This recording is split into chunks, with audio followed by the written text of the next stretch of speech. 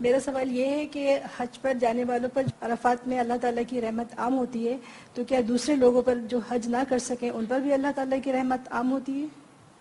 بات یہ ہے کہ اللہ تعالیٰ کی رحمت تو ہر چیز پہ چھائی ہوئی ہے، اس میں کوئی شک نہیں کہ عرفات والوں پر اللہ تعالیٰ کی خاص رحمت ہوتی ہے، لیکن اس کا مطلب یہ نہیں کہ جو وہاں پر پہنچ نہیں سکا وہ اللہ کی رحمت سے محروم ہو گیا، ہرگز ایسا نہیں۔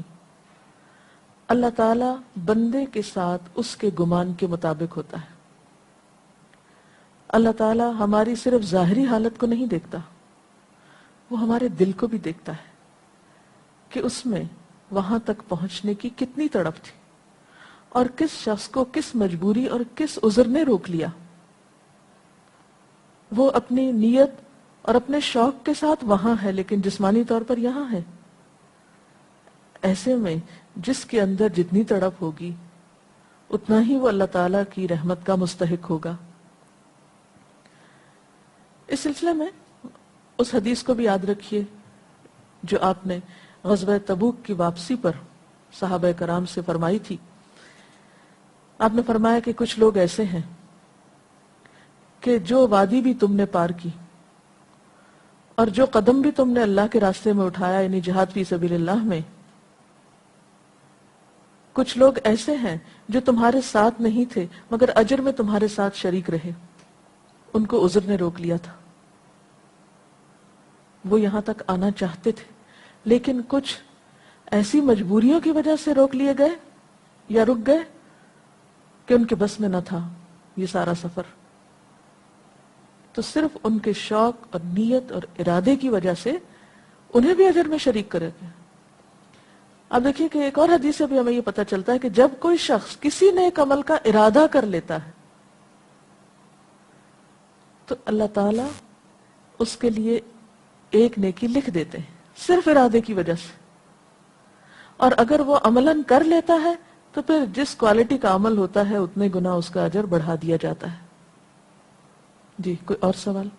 السلام علیکم، میرا سوال یہ ہے کہ اب تو ایسے مواقع آ گئے ہیں کہ ہر چیز حج کا ایک ایک موقع ٹی وی پر دکھایا جاتا ہے، دعائیں وغیرہ بھی، خطبہ بھی، تو ہم اس وقت کیا کریں؟ الحمدللہ آج ہم ایسے دور میں ہیں کہ ہم حج کی کاروائی یا حج کا خطبہ اور دیگر مناسک کی ادائیگی کو براہ راست دیکھ سکتے ہیں۔ تو ایسے موقع پر اگر آپ اپنے آپ کو ذہنی طور پر، جذباتی طور پر، احساسات کے ساتھ حاجیوں کے ساتھ شریک کر لیتے ہیں تو انشاءاللہ آپ بھی اس ثواب میں سے حصہ پا سکتے ہیں، کیونکہ بات نیت اور ارادے کی ہے۔ ظاہر ہے کہ اس طرح حج تو ادا نہیں ہوتا لیکن ایک شوق اور ایک محبت کا جو اظہار ہے وہ اپنی جگہ بڑا اہم ہے۔ اسی طرح خصوصی طور پر جب دعائیں آ رہی ہوں، یعنی وہاں پر دعا ہو رہی ہو اور لوگ آمین کہہ رہے ہوں تو آپ بھی ساتھ آمین کہیے۔ ہو سکتا ہے کہ اس آمین کے ذریعے آپ کو اس دعا کی قبولیت میں حصہ مل جائے اور آپ کو بھی اللہ تعالیٰ وہ رحمتیں اور برکتیں عطا فرمائے جو حاجیوں کو اس دعا کی وجہ سے ملنے والی ہیں۔ تو نیکی کے ایسے مواقع کو ضائع نہ کیجیے، اور ایسا نہ ہو کہ خطبہ آ رہا اور ہم اپنی گپ شپ میں لگے ہوئے ہوں یا مناسک دکھائے جا رہے ہیں اور ہم کچھ اور کر رہے ہوں۔ نہیں، اگر تو آپ دیکھنا چاہتے ہیں تو پھر سنجیدگی سے دیکھیے اور قلبی اور روحانی طور پر ان کے ساتھ شریک رہیے۔ اس کے ساتھ ہی ہمارے آج کے پروگرام کا وقت ختم ہوتا ہے۔ اللہ تعالی ہمیں بہترین اعمال کی توفیق عطا فرمائے۔ سبحانک اللہم و بحمدک نشہد ان لا الہ الا انت نستغفرک و نتوب